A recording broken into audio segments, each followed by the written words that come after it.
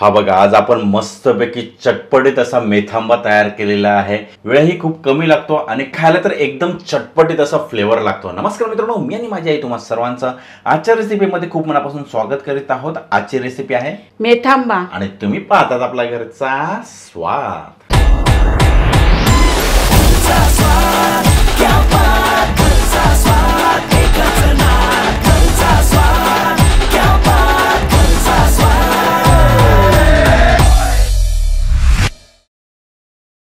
तर इथे बघा मी तोतापुरी कैरी घेतलेली आहे। आता याची साल काढून आपल्याला फोडी तयार करून घ्यायची आहे।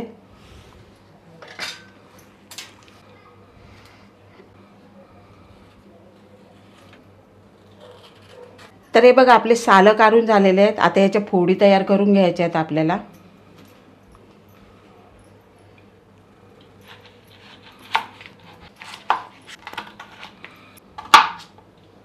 आपल्याला बघा अशा पद्धतीने फोडी तयार करून घ्यायच्या आहेत।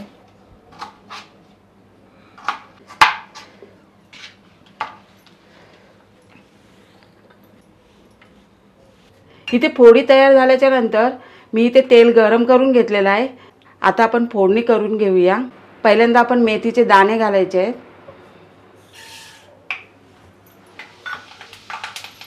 त्यानंतर जाईल कळोंजी, राई, हिंग। थोडीशी परतून घेऊया फोडणी। आता परतून झाल्याच्या नंतर यामध्ये आपल्याला कैरी घालायची आहे। आता चांगल्या परतून घ्यायच्या आहेत आणि गॅस आपल्याला स्लो करून ठेवायचा आहे। आता कैरीच्या फोडी आहेत ना, त्या थोड्या नरम झाल्या ना तेलामध्ये, म्हणजे शिजल्या ना का आपण गॅस बंद करून घेऊया। आता तुम्ही पाहू शकता आपल्या कैरी आहेत ना ते मस्तपैकी मऊ झालेले आहेत। आता यामध्ये आपण काय करूया, ही गुळ पावडर आहे ना ती घालायची आपल्याला। आता इथे मीठ घालायचं आहे आपल्याला चवीनुसार आणि थोडंसं आपल्याला परतून घ्यायचं आहे।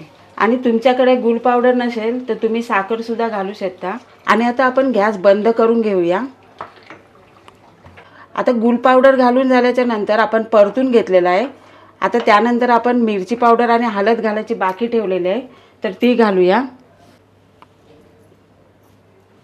परतून घेऊया। आता आपला ना मेथांबा ना तयार झालेला आहे। हा हा हा, कसला भारी मस्त की चमचमीत दिसते, तोंडाला पाणी सुटलेलं आहे। तुम्ही सुद्धा हा मेथांबा नक्की ट्राय करून बघा। झटपट तयार होणारी रेसिपी आहे, मुरवायची वगैरे काही गरज नाहीये।